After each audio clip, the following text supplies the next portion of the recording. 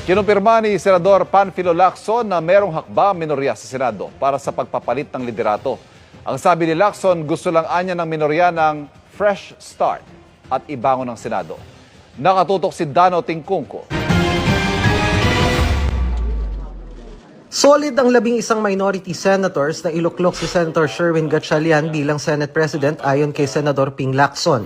Si dating Senate President Tito Soto Anya ang pumili mismo kay Gatchalian. Sana kung pagpalit tayo ng liderato, maibangon namin, magkaroon kami ng fresh start. Kaya nga napili namin si Senator Sherwin Gatchalian. At least fresh face at wala siyang kaaway. Kaya siya yung aming napagkaisahan. 11 kaming tumatayo ngayon at parang nagkaisa-isa, kulang na lang kami mag-blood compact na 11.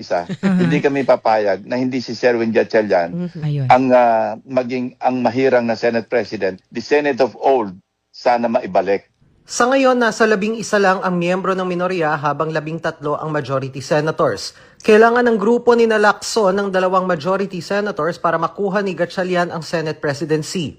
Pero tumanggi si Lacson na sagutin kung may chance bang bumalik sa kanilang grupo sina Senator Pia Cayetano, magkapatid na Mark at Camille Villar at Senate President Pro Tempore Loren Legarda. Ayokong i-disclose yan. Kung meron ng pag-uusap, sabihin na natin meron kami kanya-kanyang task allocation.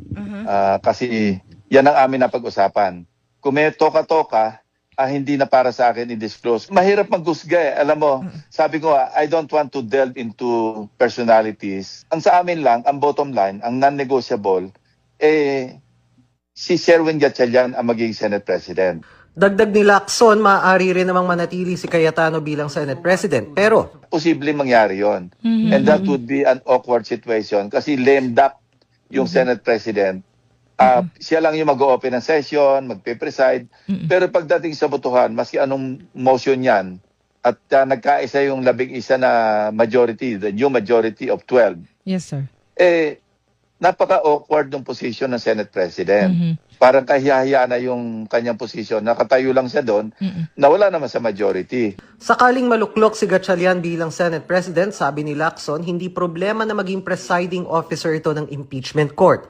Dagdag ni Lacson, maganda nga anya na nakonbina ni Cayetano bilang impeachment court ang Senado. Paniniguro rin ng senador, evidence-based ang magiging desisyon ng kanilang grupo kaugnay sa impeachment trial ni Vice President Sara Duterte. Ayaw naman magsalita ni Lacson sa ulat na may grupo ring nagtutulak na ibalik bilang Senate President si Senador Cheese Escudero. Ayoko nang pag-usapin yon kasi yung usapan na yon hindi open yon.